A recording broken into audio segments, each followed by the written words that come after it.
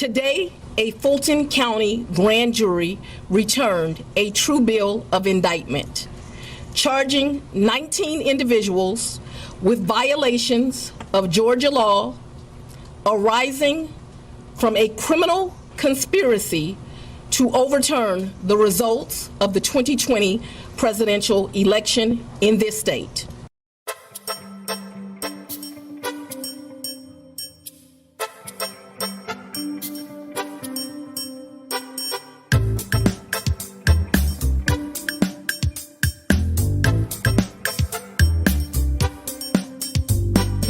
Hey everybody, welcome into an all-new episode of the Can We Please Talk podcast. As always, I'm Mike Leon. And not caught yet for exploiting my children by taking their future earnings, I'm Nick Saveri. Oh, we're going to get into that in a little bit. On the program today, former President Donald John Trump is moments away from a potential fourth indictment. As a matter of fact, as you're listening to this, he's already been indicted on 10 counts. Ohio voters unanimously said no to a referendum on abortion. Plus, later on in the program, the host of the Talking Politics and Religion Without Killing Each Other podcast, Corey Nathan's going to be joining us. He's going to talk about his show that is so well titled. I mean, religion and politics are intertwined at times. Should they be? Plus, the work the team is doing over at democracygroup.org, which is part of the podcast network that Corey is a part of. So Corey later on in the program. Quick shout outs real quick. First, a shout out to my buddy, high school friend of mine, texted me the other day, Nick. You'll get a kick out of this. Mark Friccione texted me. He's like, man, I'm so proud of you. Love the show. I love getting texts like that just kind of reach back into, like your yesteryears, friends of yours that, you just kind of grown up. You take a look at your high school yearbook and, the guy wrote me a great message back then. Can't wait to see you on TV. He wrote ESPN at the time. I went into politics and news, so a little bit different, but you still see me on TV, Mark. So I love you, buddy. And I hope everything's well out your way up there in Tampa. So shout out to him for sending me that message. And then something that I saw over the last couple of weeks, and it's been playing out last few days, that I want to talk about here is, before I say hello to you, Nick, Hawaii needs our help, folks. The images and videos you have probably seen on social media, on TV, they're horrific. And all the reporting says it's even worse on the ground. Over 95 people so far have died in these tragic fires. And we here at the show, we want to do something to help. And you can too. Go to the link in our show notes right now, or you can visit redcross.org/local/Hawaii to help donate to the good folks that are out there that are displaced in Hawaii. Tons of great places to donate out there. You can go over to CNBC, had a great article about a few foundations that are doing stuff to provide disaster relief. The Maui Strong Foundation, which is run by the Hawaii Community Foundation, they're accepting donations. I mentioned the Red Cross of Hawaii. Aloha United Way is a nonprofit organization that's based in Honolulu that set up a dedicated fund for victims of the wildfire. And then the Maui Food Bank and Humane Society are all accepting donations and seeking contributions. Like I said, there's a link right now to a few of these spots in our show notes. Nick, I did want to say hello to you, obviously, and find out how you're doing and stuff like that. But I want to mention this at the top because I saw a video before we started recording, and we're going to get into some of the stuff happening in news and politics, but I saw a video of a guy in Hawaii. I got Ohio on my mind. A guy in Hawaii, Mike Ciccione. I hope I'm saying his name correctly like that. He went on News Nation. He lives out in Hawaii. He got into an unfortunate situation where he was trapped with his car, and they were close to the waterfront, to the ocean. As you're going to hear in the clip, because I want to play it here because I want to spotlight this story. So many people are going through this stuff that's happening in Hawaii. And he told his wife, and I'm going to cry when I say this. He told his wife, don't worry about me if you can't make it. Take care of yourself. And they were in the ocean for hours. I want you to take a listen to Mike describe what happened to him on News Nation. Take a listen to this. We see the images of Front Street, and you are right. It became a death trap, and people in those scorched cars, they either made it into the water or they died in those cars. I want to ask you, once you made it to the water, what was that experience? I'm so sorry. What was that experience like? Because I think a lot of people hear, yeah, oh, it's an island, make it to the ocean, but you were there for hours, and that is not a safe area to be in as well. There's some people who didn't make it through the night in the ocean. The fire was going into the ocean. The best way to explain it was a continuous bomb going off. We were able to save 4 out of the 5 dogs. We had 2 with us. 2 of them were found later. 1 is still missing, which is Asher, Chocolate Lab, that everybody's still looking for. We spent about 3 hours in total in the water, if not more. Keep in mind, this is over a 12-hour period. At times, I remember just telling her to make sure that she saves herself. Don't worry about, if I start drowning out here, you save yourself. If I start drowning, you save yourself, man. I saw this on social media. Sometimes we, criticize social media for the bad that it does, but then there's the good that it does, where maybe you don't even know what News Nation is, right? You don't even know what these segments are, but telling these stories to the folks that are out there being affected by these wildfires. I saw that on my Instagram feed today, and I said, I wanted to spotlight this just at the top before we get into the serious stuff. But I mean, this is serious stuff as well, right? This stuff, houses being lost, but more importantly, loss of life. Folks that will never, they're not with us anymore. I don't really know how to say it. I'm at a loss for words for it. And all I can tell you folks out there listening, as people have been posting this stuff, is to donate, redcross.org/local/Hawaii, or some of the other links that we're going to put in our show notes page, Maui Strong Foundation, Aloha United Way. I mentioned a bunch of them before. Nick, now I say hello to you. A tough transition. I couldn't think of anything else there, but I did want to shout that out at the beginning of the show because I think it's important. First off, a lot of people listen to the beginning of the show, as data will tell you, but what's happening right now, and it's a combination. We talk about this all the time with these irregular weather patterns. It's global warming. The Earth's getting hot. The joke used to be the ice caps are melting. They kind of are, folks. I live, in a city that's at sea level, and the oceans are rising, right? And they're rising an inch every year, right? Or whatever it is, the data point. So things like this continue to happen.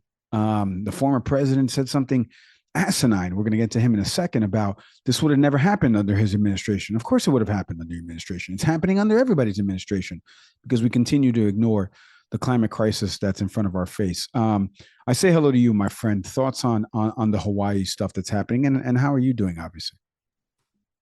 No, I'm grateful because recently for us, it's business as usual. I have the joy of being able to be with my family. We're not in a place where wildfires are rolling through. And as you were sharing that story, I think for anyone listening to this, the natural reaction is to sort of take a deep breath and recognize how good you have it. It's a weird thing sometimes. You think sympathy, but at the same time, it's also gratitude too. The irony about the human experience is that the best comes out of us in the toughest of times. I remember how people ran to the buildings on 9/11. I remember how people came together during Hurricane Sandy.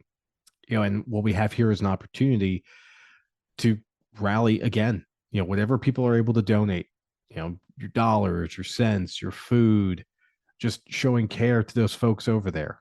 Anything you're able to do is appreciated. And as Mike mentioned, there'll be links posted for every one of us to take actions. And truly, while there are many crises that we all are exposed to, if all of our efforts every time we encounter the worst that life can throw at us is to show, in even the smallest of ways, an effort toward helping the greater good, it's a worthwhile battle to fight. So obviously, the rest of the country and the rest of the world, but primarily the U.S., is just paying attention to what's happening into Maui. On the social media side, a lot of folks have come forward who've had amazing experiences there. whenever we talk about Hawaii just always sounds, it's just dreamlike. I mean, it's the pursuit that every one of us has. It's the ultimate vacation.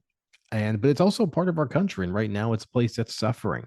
I know recently Oprah, has talked, it was currently on the ground out there, but has also talked about making donations as well. Others are coming forward, and every little bit helps. But again, you don't have to be Oprah to make that sizable contribution. Anything you're able to do in small way, whatever you want to judge it as, is going to make a difference. So if you are within earshot of us today, as you hear this show, and of course, thank you for listening, please take action.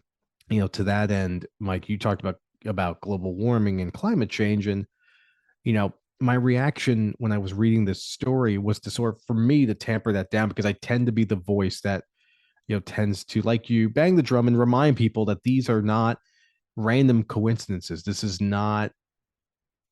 These things are all tied to a very dangerous and common thread. But at the moment, I'm sitting with the fact that there are people suffering out there currently at 95. I've seen numbers as high as up to 99, people who are no longer with us. But just to see the photos of what had once been a vibrant community is now, it looks like a gigantic flamethrower just ran roughshod through it.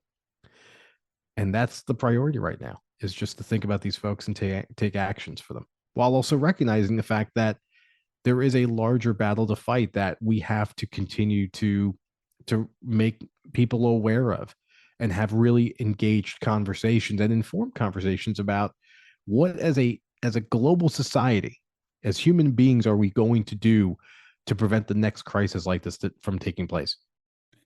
Again, first time, podcasting, one of the keys to podcasting is being able to talk and form sentences so that people listen to it. I have nothing, folks. We see these happen all the time. They're tragic, and your heart goes out to not only Mike, as you listen to him talk about how harrowing it was over those 3 hours in the ocean, and possibly telling his wife that goodbye. That's tough. And that there's other people that are no longer with us anymore, and the loss of life is terrible. Like I said, head to our show notes, bunch of links in there of places to donate, whatever you can, folks. Please give it to the folks out there in Maui. As best as I can, transition into our first segment, and probably our only segment, Nick, as we wait for Corey Nathan to hop on in the second segment with us. Witnesses testified today before the Georgia grand jury. Again, as we're recording this, information is probably going to be a little bit dated, but you're probably waking up or listening to this whenever you are. And now you know that the former president of the United States has been indicted in Georgia. The Fulton County clerk confirms, again, as of this recording, that there are 10 indictments that are coming down. It's not unsealed yet, so we don't know who it actually is as of this recording. The TV cameras that were in the courtroom, they captured Judge Robert McBurney signing documents in his courtroom after they were handed in the clerk's office. And the images of the paperwork, there was photos that were taken of the images of the paperwork. It was captured right before the judge gave his signature. The paperwork indicates that the grand jury didn't vote against any of the indictments presented to it as of Monday. And the paperwork also doesn't list any of the defendant names, but we know, obviously, that the former president of the United States is being targeted in that investigation. And obviously, he's been sending out messages on Truth Social about Fani Willis, the DA in Georgia. One of the big witnesses in this that testified yesterday is former Georgia Lieutenant Governor Jeff Duncan and journalist George Chidi.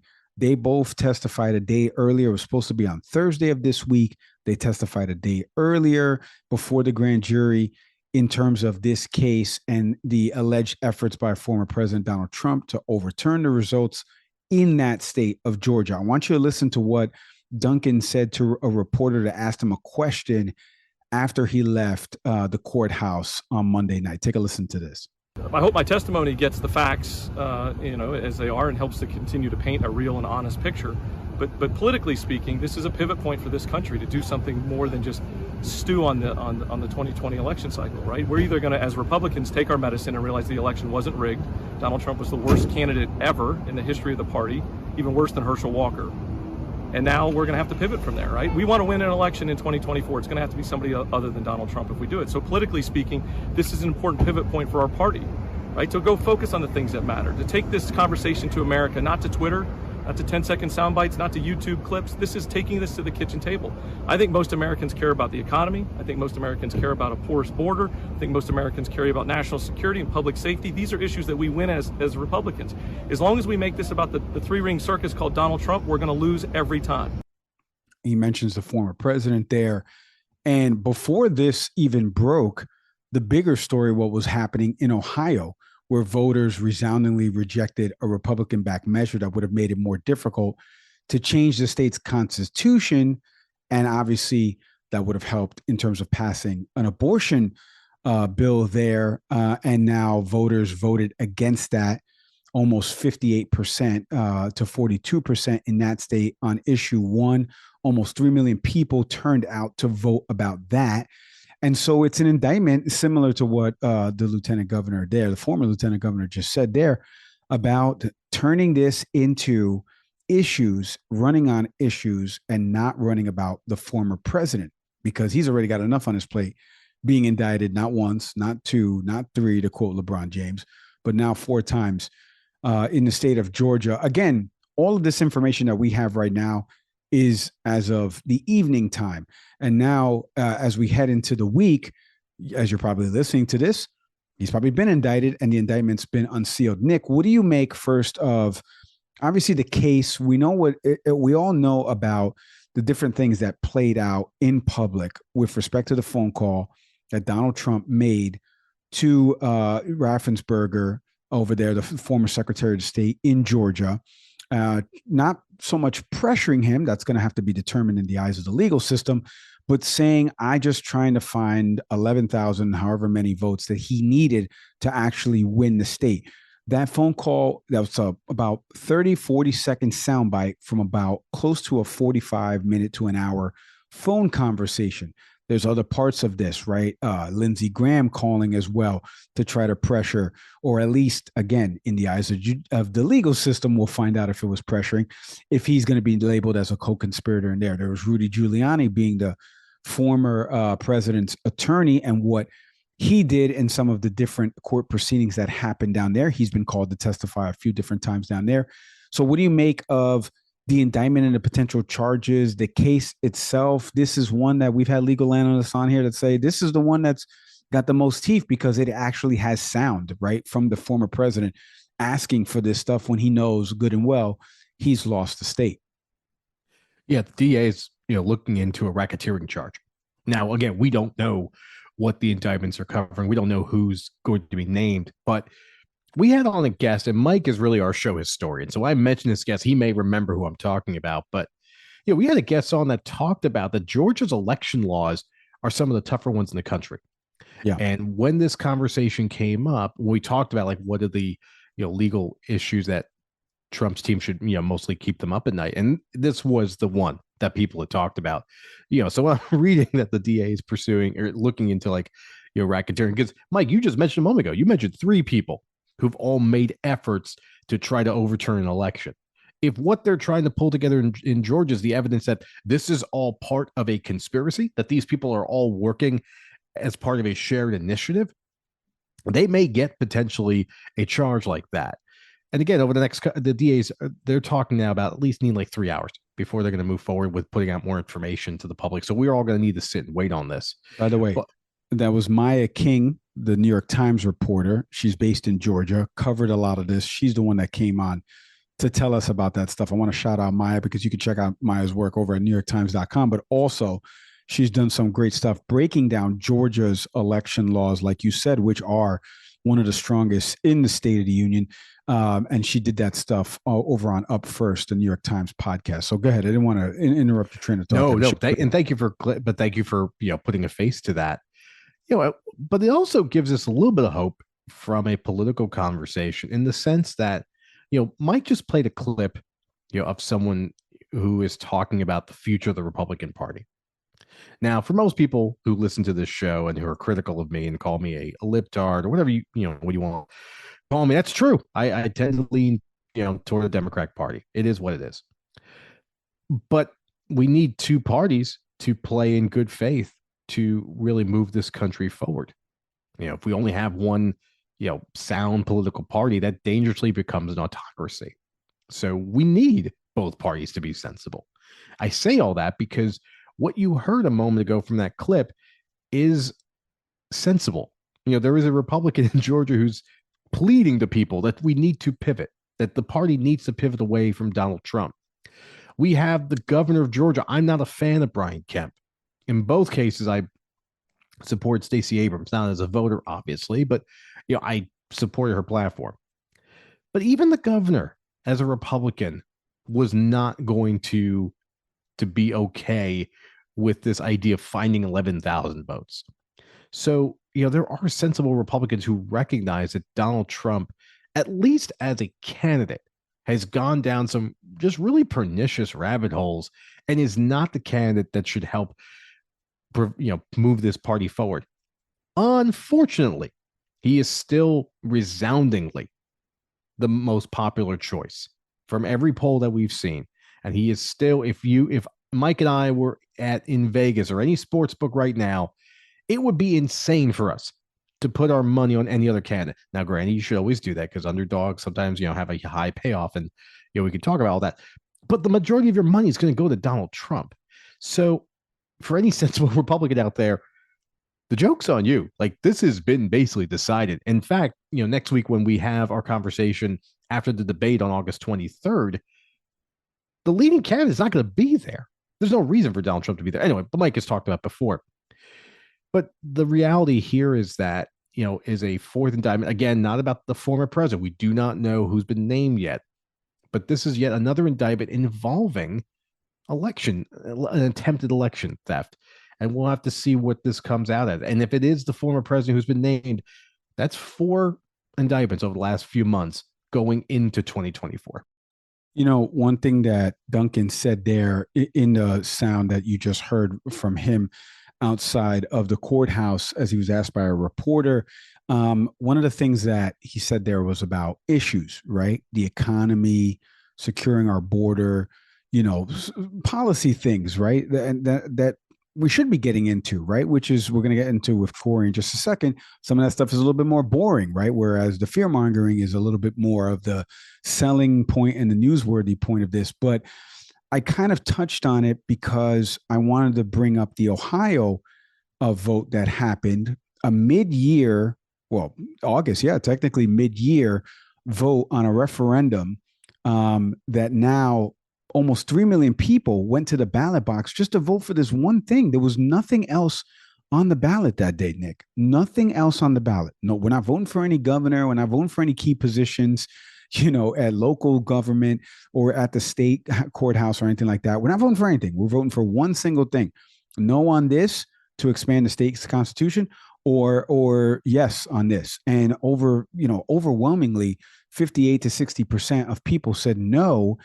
And I think that kind of feeds into Duncan's overall point, because if we're going to be talking about issues heading into 24, this doesn't bode well for the GOP party, just like what we saw in Ohio, what we've seen in Kansas, and now what you're seeing with a potential 4th indictment for this guy. Or what do you make of it overall? Because you heard a little bit of what he said there, and I saw you kind of nodding your head, and then he hit a buzzword or maybe a talking point there, and you're like, well, wait a minute, hold on one second.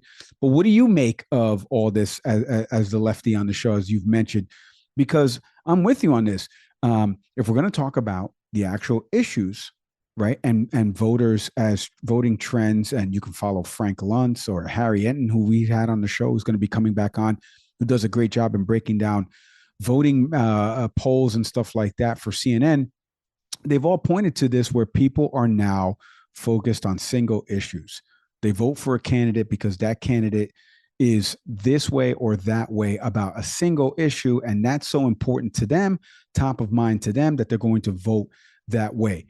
If they're going to vote that way, Donald Trump doesn't check a lot of those boxes on some of these issues. And also, by the way, of all the people in the GOP field, and we're going to be covering the GOP debates coming up soon at Fox News next week, he's the only one on the criminal indictment in 4 different states. So what do you make of what happened in Ohio and how it kind of plays out nationally now as we're getting into the first primary debate happening with the GOP next week?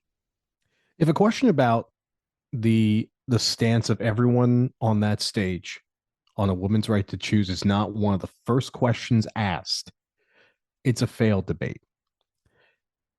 We've seen, now, I'm not one to brag about my social media presence.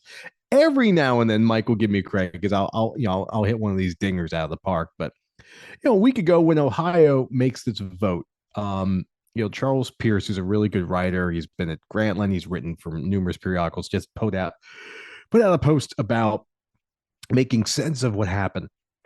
And I simply replied, he asked a question about why is this still an issue about trying to put forward an abortion argument? And I simply wrote something that later, 12,000 people viewed, I guess, which is cool and all. And I bring this up because the reality is, and my point was that this continues to be a loser issue. But there's two things here. One, it's a loser issue nationally. Ohio, Kansas, we have seen over and over again when you put any conversation in a vote about a woman's right to choose, you lose, even in states that you don't think you would. And essentially what happened with the Supreme Court, basically ending Roe versus Wade as a precedent, and you left it to 50 states to decide, and state after state after state, Michigan can be included on this list too, by the way, has made it abundantly clear you will not make this an anti-abortion state.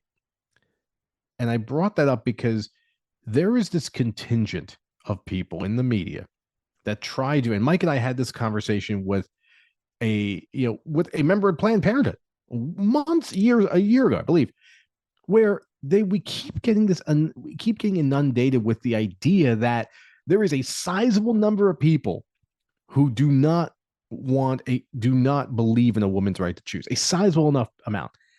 Mike, how many L's is this group going to take before we all realize that it's a fallacy, that there is not enough people out there that are even worth having the conversation about whether the law should stand behind a woman's right to choose? It's a loser issue for conservatives, but they keep coming back and bringing it up. I had one person respond to me that this is still a good fundraising issue.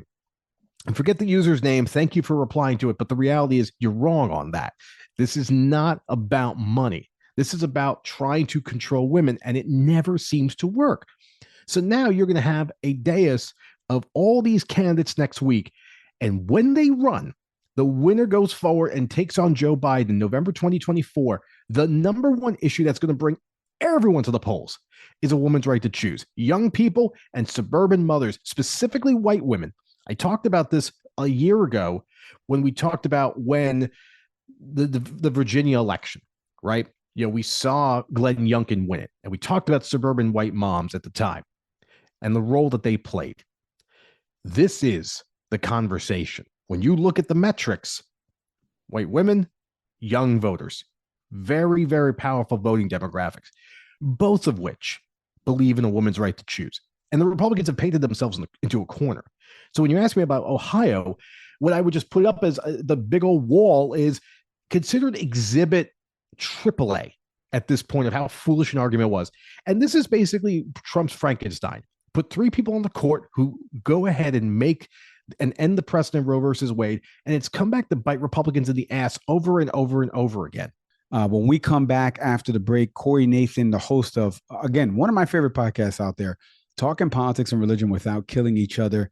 He's going to be joining us. We're going to get into some of this stuff and how Trump has captured the evangelical vote. More with Corey when we come back after the break. This episode is brought to you by Kitcaster. Kitcaster books you on top podcasts. How do funded startup founders attract prospects and talent? Podcast interviews. How do entrepreneurs with exits find new deals? Podcast interviews. How do C-suite execs differentiate in crowded markets? Podcast interviews. Kitcaster books you on top podcasts. Click the link in the show notes for a special offer. Celebrate good conversation. This episode is presented by our friends, our good friends, over at Fresh Roasted Coffee. the coffee that's keeping me awake when Nick Savari's putting me to sleep with one of his trains of thought. You give me a look here, Nick. Give me a little bit of how fresh roasted coffee keeps you awake when I'm boring you with some of my trains of thought. Okay, thank you. Interesting introduction. Folks, I'm a huge fan, as you all know, of fresh roasted coffee, primarily for the simple fact about diversity. If you're a tea person, they've got you covered. If you're a coffee person, they got you covered too. Mike and I take our coffee very differently. Mike is a Keurig man. That is efficient. That is tasty. That's the way to go. I am a French press person. Nowadays, I actually grind my own beans. So when I get my batch of fresh roasted coffee, it goes right into the grinder, then to the French press, boiled water, let's go. But in either case, our cup of coffee comes out delicious. Mostly because they ask you at the jump, just tell us about you. Simple quiz. They'll direct you to the bean or brand that you should be getting in touch with. And that's the way to go. And then they just produce an incredible cup of coffee, again, regardless of how you do it. No, that's exactly right. You can take the quiz over at freshroastedcoffee.com. And in the show notes page right now of this episode, hit the link for a discount or enter in the promo code after you've taken the quiz, after you've selected the coffee you're going to order. Enter in the promo code, can we please get 20 for 20% off your first purchase. I'm telling you, this coffee is delicious. Go to freshroastedcoffee.com today.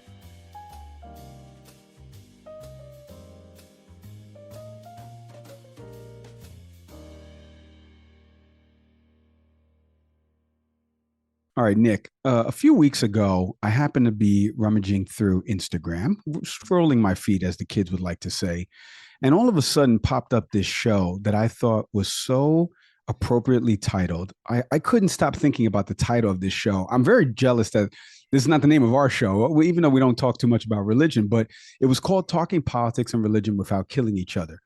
And started listening to some of the episodes. They had Larry Wilmore on, that you know, Nick, from The Office and obviously The Daily Show. And I was just listening to this and I was just like enthralled with this show, like the title, the goals, a lot of synergies between what we try to do here at Can We Please Talk. So I invited the host of that podcast on, Corey Nathan, joining us here on the show. Corey, Mike, and Nick, thank you so much for hopping on the podcast with us. I appreciate it, Mike, but I got to take issue with you right out of the gate, man. Oh. Well, I mean, you're from Jersey, so of all people to get this title right, it's you. It's talking, not with the G. You said the G. You're talking all proper, talking. See, that's the Harrison right there. See, Mike's backstory is he grew up in the Bronx, but then moved to Harrison, New Jersey. Yeah. Harrison slipped out right there. That's what that is. That's awesome. That's a great point. You know, I forgot that you took the G off of that. Well, you know what? Let's get into this right now because I'm so curious about your backstory. I've heard you on a few other podcasts and stuff like that. I know you've done some other appearances, and just this idea of religion and politics. We're going to get into how the GOP has really taken religion as their own, and you can't be a Democrat if you're religious for some reason, which is weird. We're going to get into that in a bit, but I'm curious from your perspective, like what made you start this show? Give us a little bit of your backstory and some of the goals that you are seeking to aim with this show. Yeah. So the short story is I grew up in an observant Jewish family. We went to an Orthodox synagogue, but then in my late 20s, I became a Christian. And the reason that that's relevant is I grew up a certain way. And then when I went this other route, I came to these theological conclusions. As one can imagine, I had to have some really difficult conversations with my family. Why did I do this thing? You know, why did I, becoming a Christian there's not too many things that could be worse than going home to your observant Jewish family and telling them you're a Christian. And there's a lot of reasons, historic reasons behind that. But the other thing that happened on the politics side is I realized very quickly, this is the early 2000s, I realized very quickly that some of what primarily defined my church community wasn't the theological conclusions that I had arrived at. It was political and social positions. They might not necessarily, that my friends that I went to Bible study with and friends that I went to church with might not necessarily own up to that, but that's the truth. And you see it now more than ever.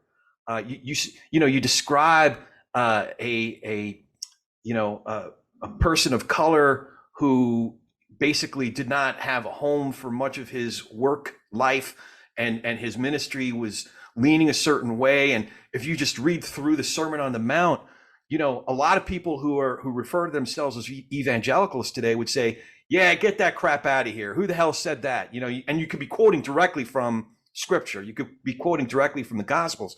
Well, I saw the seeds of that very early on when I became a Christian. So I'd often find myself in difficult conversations, uncomfortable conversations about politics with my buddies from church. As far as politics and religion, I just realized more so than any particular ballot measure, any particular politician that you're voting for, voting against, it was the ability to have these difficult conversations. And what some of our reflexive reactions when somebody said something, or when I would say, you know what, Sarah Palin, not my cup of tea. You know, I was a big McCain fan, but like when Palin started speaking, I was like, yeah, it was like a domino effect. All of these things started going off for my friends at church who were like, oh, well, you must be some sort of socialist. You're not a patriot. You're this, you're that. I'm like, where did you get that from? Like, I'm not a big Sarah Palin fan, you know, like, so it was a passion of mine to be able to do this thing better, because political issues, theological issues are important. They're important because it's how we live among each other, figuring out how to be a people together, how to go through this life thing, this country thing, this church thing together. And we weren't even doing the first step well in terms of having those conversations. So I discovered podcasting, produced my first few shows. And when I felt like we were ready, this was definitely on my heart going back to, you know, at least 2002. There's so many places to go here. Because first off, you mentioned 2020. I'm going to go there with you then. So yeah, our shows basically share a close birthday. You know, we started our program in fall of 2020 as well. You know, somewhere around November, and just getting ready for the elections. So, you know, Corey, with that in mind, you know, the intention of your show at its origin point, is that still sort of the mission statement, the driving force of the program now, or over now soon to be 3 years, has sort of your North Star changed of what you hope the show is, what it does for its listeners? It is definitely evolving, because I've learned about other organizations and other individuals that are in this general space. So I like to collaborate with others that are doing work along the lines of what our mission is. And our mission is pretty clear. It's talk politics and religion without killing each other, doing this thing better, right? So, you know, you can look at Braver Angels, you could look at Village Square, you could look at any number of organizations that are doing this really, really well. And I'm trying to get involved in more of those, with more of those folks. But I would say that the mission is still ultimately the same. And it's a good compass, because oftentimes I'll go down a rabbit hole for a few weeks or even a couple of months, and I'll realize, oh, okay, well, I was thrilled to talk to whoever, John Popper, another Jersey boy. What a thrill to get to talk to Popper. And we ended up talking about politics and religion, but like, I go down a rabbit hole and I'm like, okay, what is it that we're really trying to do? We're trying to figure out, talk to people that exhibit the kinds of virtues, whether it's as a journalist, as an elected official, or some kind of other public figure like Larry Wilmore, who's contributing to our culture, and learn from people that I respect, especially if there are things that I disagree with that person about, how we can do this better, right? And I've learned so much along the way. And the thing is, I think a lot of folks might be under the impression that I'm doing it because I'm like the guru of doing this thing so perfectly. It's not. I'm like the worst student in the class. That's why I feel like I need to continue going to this class. So yeah, it's evolved. We've taken a couple of rabbit trails, but ultimately the compass is, how do we do this thing better? How do we talk about these important issues across our differences in a better way? So one of my favorite conversations was about a month ago, a guy that I graduated high school with. And he's a big, MAGA guy. He wouldn't call himself a MAGA guy, but at the end of the day, he's, watching Fox News all day, every day. He's a MAGA guy. But he's always, he always pipes in on social media. And, he does it with like, it's basically like, I listen to some of the opening monologues of like a Sean Hannity show, or Mark Levin, or the Will Cow Majority. I'll listen to some of those shows just to hear how their line of thought goes. and to see if maybe there's some things I agree with, or at the very least to learn or listen to. There's some others that I find at times pretty persuasive, actually, like Shapiro at times can be pretty persuasive. But so I'll listen to those shows, and it's funny because my buddy John, he's basically, it's like he has a diet of Sean Hannity, and everything he says to me is a regurgitation of something that Hannity said that day. So I had John, this guy John DeRoyan, on my show, and it was one of my favorite conversations because it started with about John's life and how he got to that point and why he believes what he believes, as opposed to getting into some, monkeys throwing, poop at each other. It was two human beings talking to each other, and me coming to a better understanding of why he has certain beliefs politically that he does. Or to that end, as you were talking about the Beatitudes, and the Sermon on the Mount, it came, what comes to mind for me is I think about historically, when we think of the New Deal, we think of at some point Truman, trying to advocate for, a better healthcare system nationally. What seemed to be, some of the tenets of Christian ideology in terms of service. At some point, and as I say all this, I'm looking at my screen and there's a story recently from PBS about Michael Flynn and just essentially like Christian nationalism, which is Michael Flynn, yeah. Michael / put your Bible aside Flynn. Is that the Michael Flynn we're talking about? That's exactly who we're talking about. And that goes to what I'm sort of sitting with, which is this feels like something that maybe is being built out in America, perhaps, but where what seemed to be the idea of service and the core tenets of Christianity. But at some point, did America just sort of lose its understanding of the message of Jesus or the Gospels, sort of being pushed to the side? Like somehow in the back and forth of our political discourse, we've somehow warped what seemed to be a not novel, but an important idea about service to others to somehow being a weakness and something that a portion, at least 40% of Americans find to be something that we should not be pursuing as a country. How do we arrive here? And how do it sounds like you deal with this in real time with the conversations that you have with others. Yeah.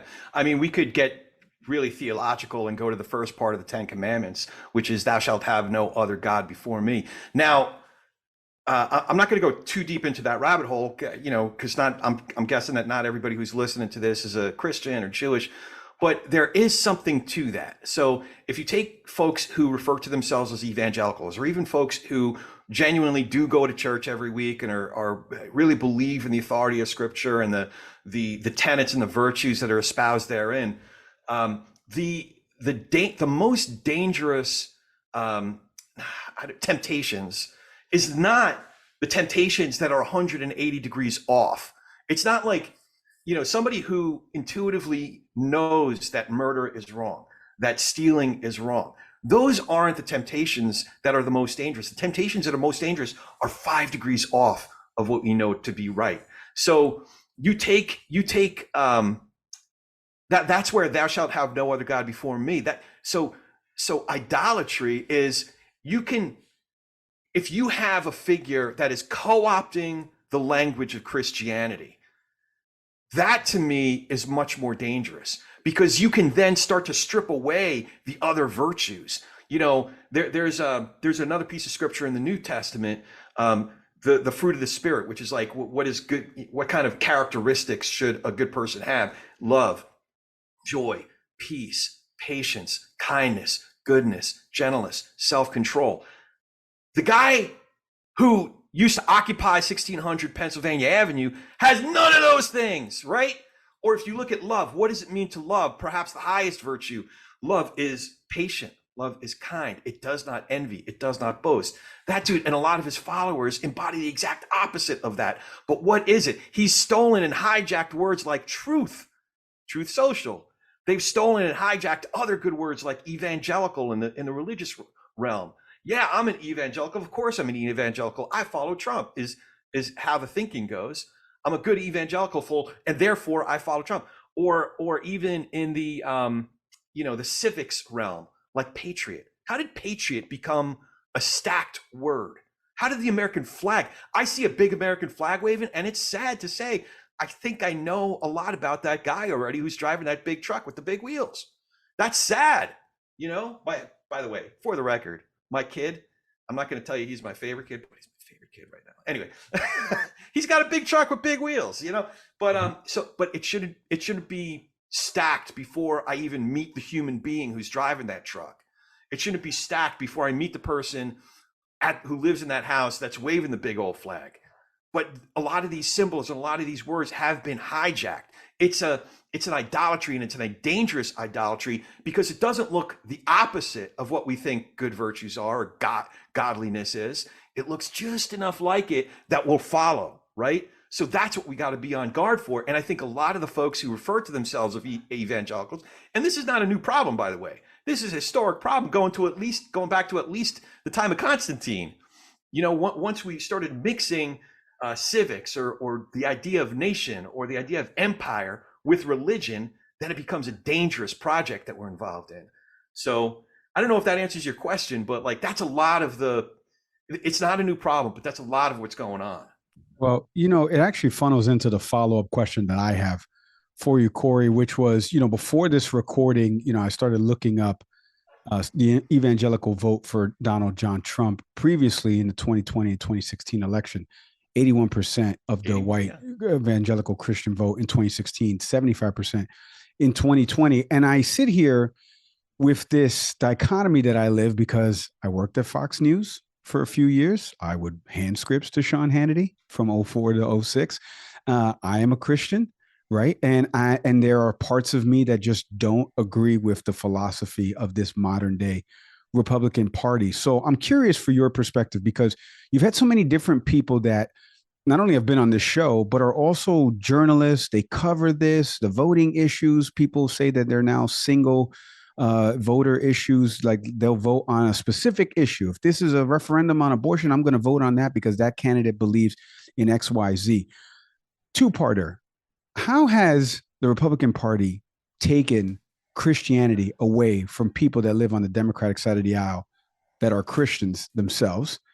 And then also on the flip side, the messaging part of this. How do you message? You just said a little while ago in the response to Nick's question about some of the stuff from Scripture doesn't fit the profile of that voter. How does the Democratic Party, in your estimation, message to that voter and say, hey, you believe in these things? These things are against it. This is antithetical to what you say you subscribe to. Yeah. So how do you think the Democratic Party should message to that base, which has a stronghold right now on the GOP side? And then how do you think the GOP has really taken Christianity and made it like their own? Yeah. So as far as the GOP, or what used to be known as the GOP, how did they hijack or co-opt Christianity as their own? That's a project that's been going back since at least the 60s. There were certain operatives that recognized certain issues. I'll even say, and this can be a much longer conversation, but I would even say that it goes back to segregation, late segregationists in the 60s, that then identified other issues, like when Roe v. Wade got passed in, I guess that was 73, that then hitched their wagon to these other issues and then started expanding it through the 80s. Jerry Falwell with the moral majority. There were these movements that had been building up.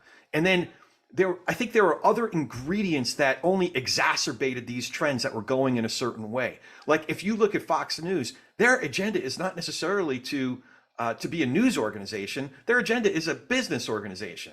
And I don't fault them for that, but it is what it is. And Rupert Murdoch recognized that anger sells and fear sells, not necessarily the hard news. Otherwise, he'd be doing a version of PBS NewsHour. That's not what they're doing. They've been doing this thing since the get-go. Rush Limbaugh discovered that once in '87, the law passed. I forgot the name of the law that allowed for political radio to take hold. But Rush Limbaugh discovered this entertainment-oriented news-ish type stuff. And he recognized what was expanding his audience: rage and fear, as well as divisiveness. You turn on Rush Limbaugh and he was entertaining, but he found a really entertaining way of saying Clinton is wrong, Clinton is stupid, I was right by my book. So Fox News figured out the same thing, and they just built a whole media ecosystem based on that. So the divisiveness is we've gotten to a point through that because we're being fed all of this information to the point where someone couldn't even imagine the possibility of voting for a Democrat. They've grown up this way. They forgot what the Southern Baptist Convention's stance on abortion was circa 1972. And it was a much more nuanced stance. It looked a lot more like what Chris Christie's stance is. They believe in life at conception and protecting an unborn life, with the exception of rape, incest, and life and health of the mother. They even had a more liberal, if you want to call it that, stance than what Chris Christie has, because they talked about the health of the mother, the emotional and mental health of the mother in their statement in the early 70s before Roe v. Wade.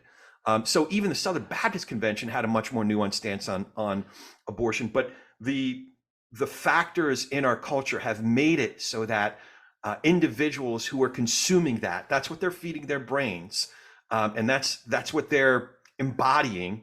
They can't imagine the possibility of voting for a Democrat. Now, how should the Democrats message accordingly? I don't necessarily think that's the project. I think the project first is weaning somebody off of the crack cocaine that the political, social, entertainment, content-oriented crack cocaine that they're shooting into their minds every day via Fox News and these other programs. Put it down, put it away, give yourself a news fast. Give me 1 day. Can you do 1 day? Give me 2 days, and let's talk at the end of 2 days. See if you've been thinking about this stuff in a little bit of a different light.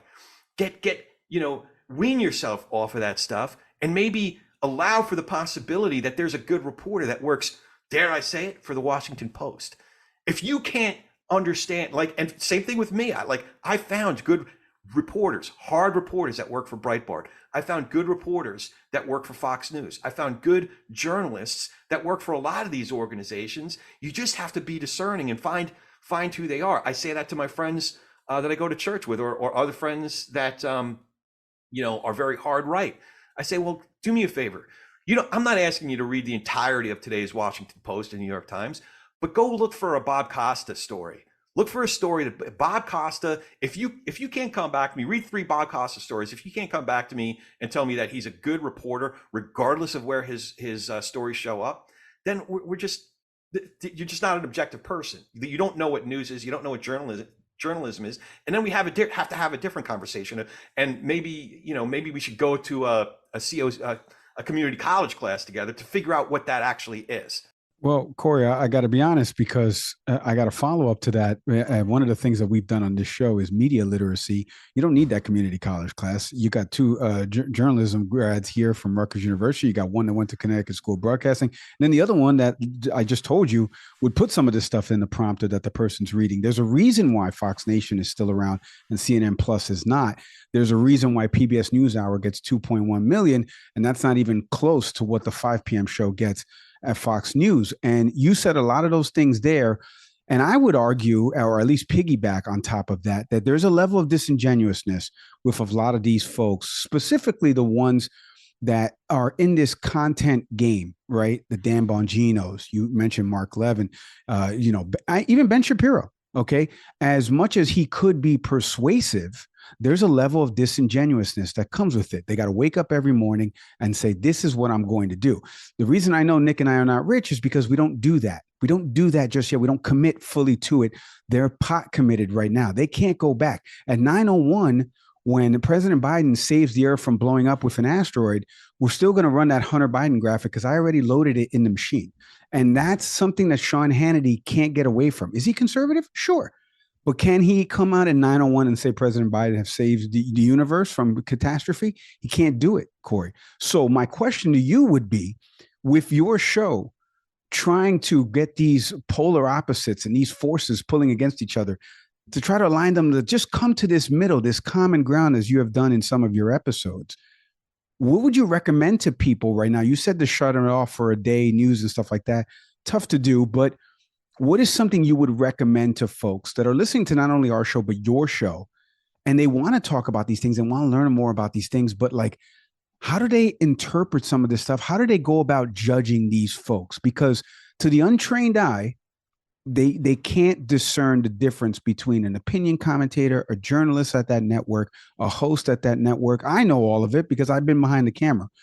What would you say to that person that's listening to this, that's listened to your show, or even somebody in your friends group that's like, I don't understand.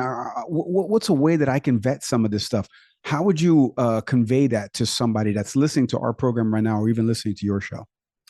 Well, I would say a couple things. One is understand what's actually happening, and you can find out. I mean, we have, guys, I've had a few guys on the show, and I'm sure you know a few of these folks too, who Charlie Sykes comes to mind, Joe Walsh comes to mind. They both had national audiences, nationally syndicated radio shows, and they both told me something similar that they did. Their MO was to come in as conservatives. They're part of the Never Trump crowd, but both of them part of the Never Trump crowd now. But as conservatives, when they had their national shows, they would come in, and one of their most common tactics was to find something asinine that some Democrat, liberal, progressive did somewhere in the world, one person, and then make that the show of this is what they do. So they call it nut picking. You take some nut somewhere who did something stupid, and then you turn it into this is what the liberals do.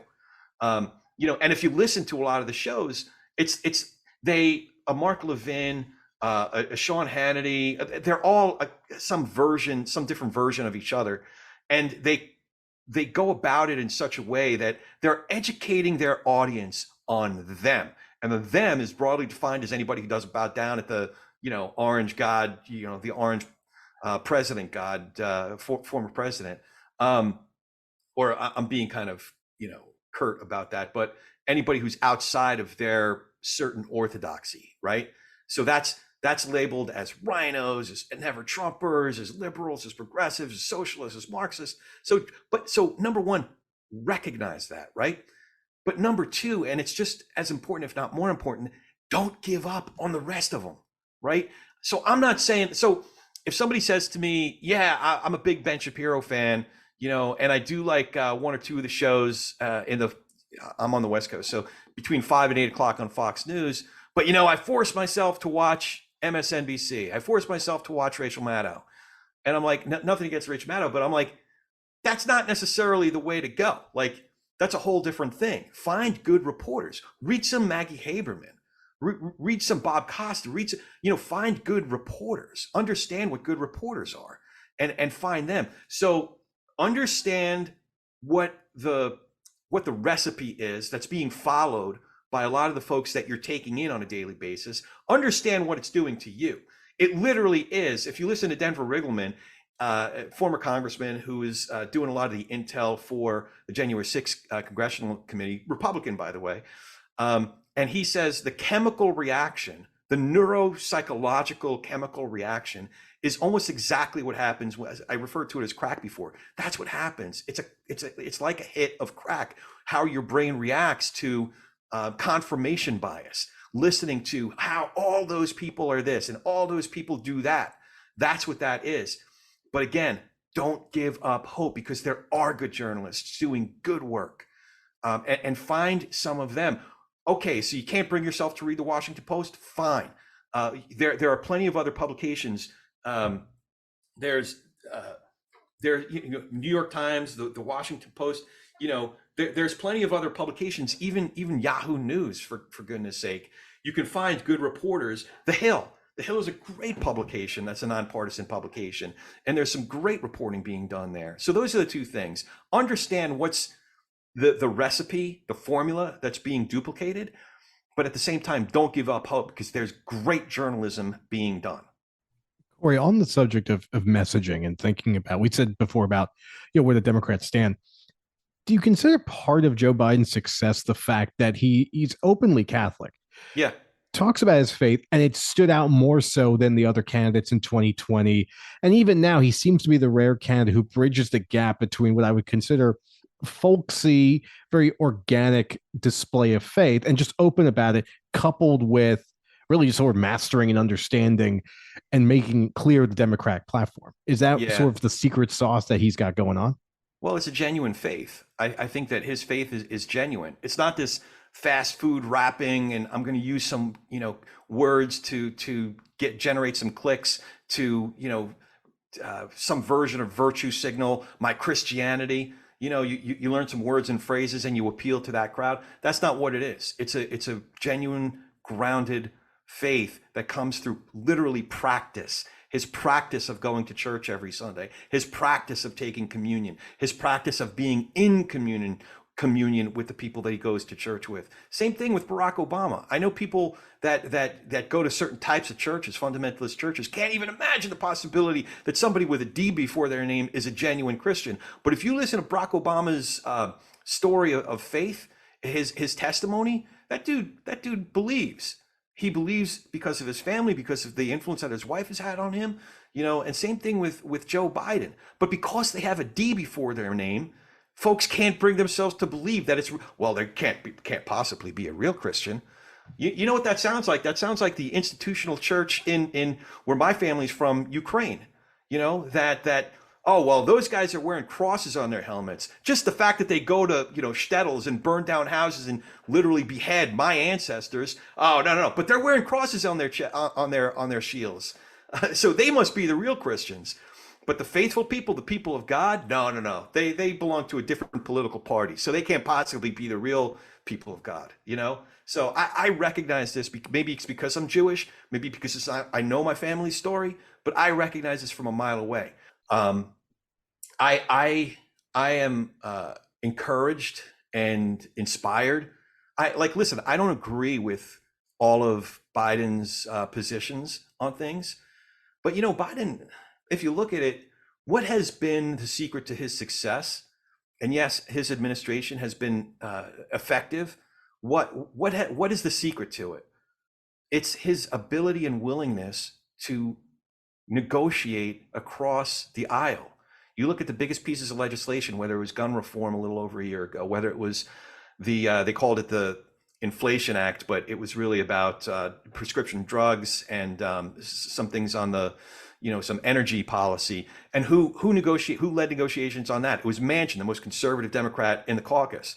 Who led gun reform? It was John Cornyn, a Republican from Texas. Even recently here with the debt limit, he kicked everybody out of the room, negotiated directly with Kevin McCarthy, the Republican, House Speaker, the Bipartisan Infrastructure Act, or even like in foreign affairs, he has bipartisan support in terms of what he's doing in Ukraine. And arguably, he's repaired a lot of the damage that Trump himself did in terms of our allies in Europe in this instance. And he's strengthened the coalition of partners that we need around the world, as well as done the miraculous. It wasn't him personally, obviously, but his support of Ukraine has helped Ukraine do the next to impossible, which is stave off an entire empire that's falling down upon them. And they're the bastion on that line of democracy. What is that success? The success is bipartisanship. It's not going further to his left.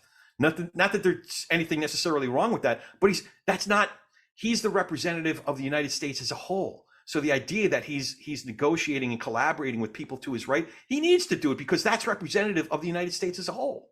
So to me, that's all connected to his grounding in faith, because he has a sense of the transcendent that allows him to tap into these transcendent virtues and thus remembers the humanity of his loyal opposition, doesn't dehumanize a John Cornyn who led the gun legislation reform. He humanizes him and works with him and collaborates with him. So I think it's all tied together. Yeah.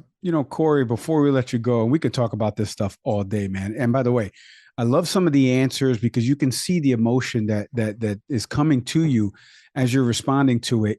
As we're recording this, the former president of the United States is getting set to potentially face a fourth indictment in Georgia, election interference, the phone call that he made with Secretary Raffensperger down there in Georgia. He's already facing 3 other indictments.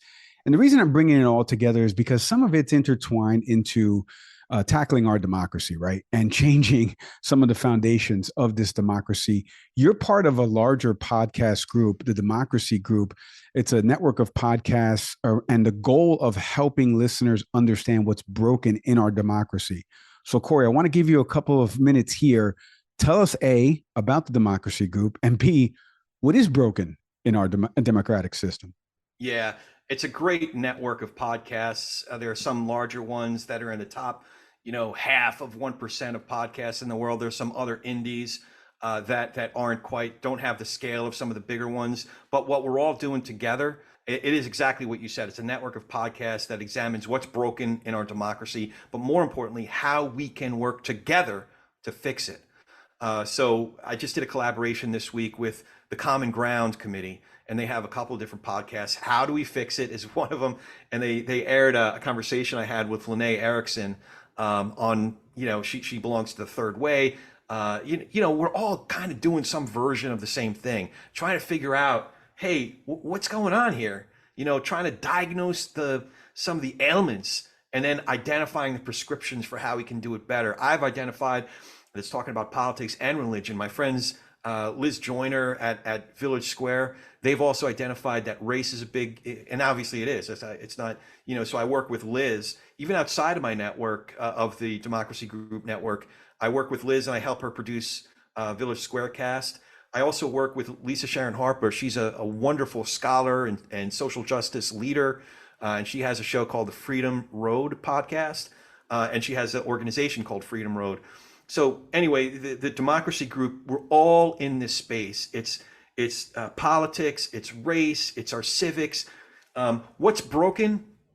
I think number one, it is before we even have an opportunity to know someone, is we've identified them. We take one data point about that person and then we dehumanize them or mischaracterize their views and vilify them based on the fact that I had somebody do it to me. You've only lived in Jersey and California, you're a New Yorker and a Californian. What could you possibly, and first of all, he doesn't have my biography correct, but that's neither here nor there. But based on where I've lived, he's already identified that, everything he needs to know about me, and then begins to mischaracterize my own views. I happen to be right of center, especially on fiscal issues. And also goes about vilifying a guy like me. And we all tend to do that. Like me, seeing a guy with the big, Make America Great Again decal on his big old truck.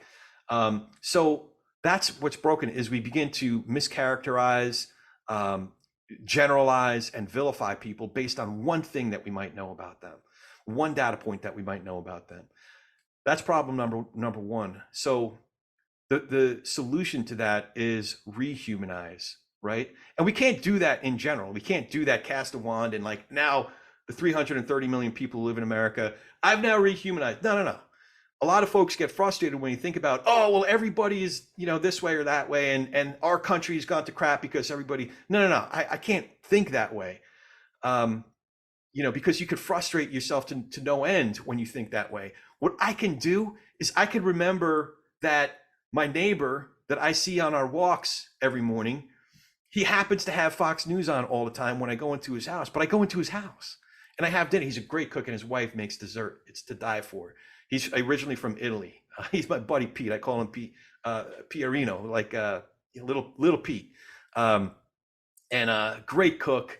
So I, instead of like, he's got Fox News on, forget it. I'm not going to have anything to do with him.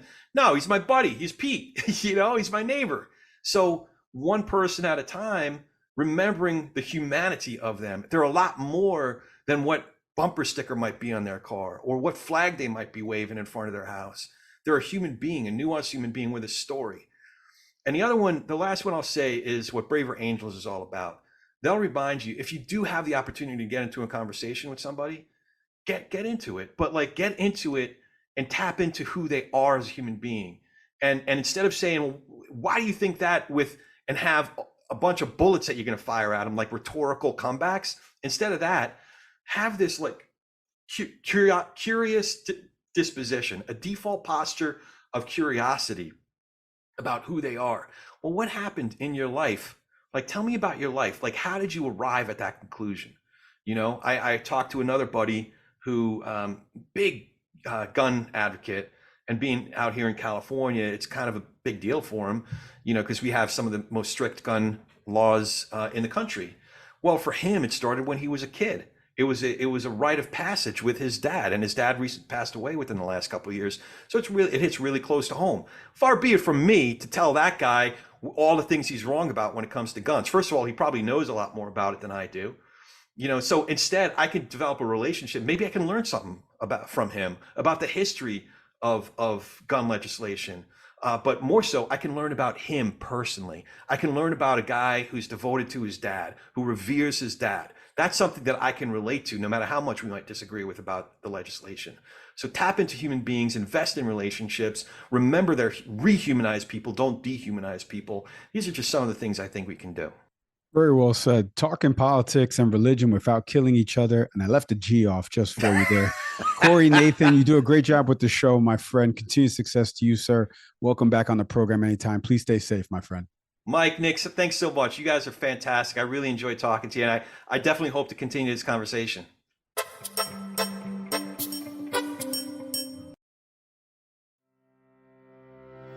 This episode of the podcast is presented by the good folks over at Nerd Focus, the original think drink that will boost your energy, concentration, memory, and focus. My co-host Nick Severi right now, sometimes he loses focus. Sometimes he has trouble concentrating. Sometimes his energy is down. I have 2 kids and I work from home mostly. Of course I have trouble focusing. Yeah, I'm always looking for, other opportunities, to try to get my focus back. I mean, coffee is great, but it's not sustainable to just drink nothing but coffee all day. So I'm always looking for options. Well, Nick, I have an option for you because the good folks at Nerd Focus over there, and you can check out nerdfocus.com or hit the link in our show notes, which is going to have a special discount applied at checkout. But this drink, it's an energy drink that helps boost stamina and strength, enhance your focus and concentration. It ramps up motivation, provides alertness and stimulation, and most importantly, Nick, it improves your mood. Infused with powerful nootropics and performance-boosting nutrients and available in over 800 retailers throughout the United States, Nerd has proven itself to be the go-to drink to increase your mental acuity, focus, concentration, memory, and energy. Stop what you're doing right now. Head to the link in our show notes. You're going to get a discount for ordering this energy drink. There's a nerd in everyone. Go check out the good folks over at Nerd Focus.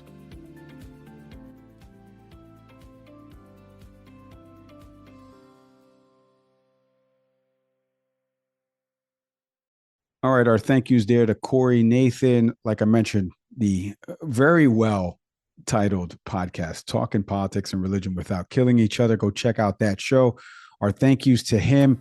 So much happening with the Trump indictment stuff. We'll get into it in our next episode. The GOP debates are coming up soon. We're going to be doing something on that with a Republican strategist and a Democratic strategist. If you want to watch the video portions of all the interviews we've done, head over to our YouTube channel, type in Can We Please Talk Podcast. We should pop right up.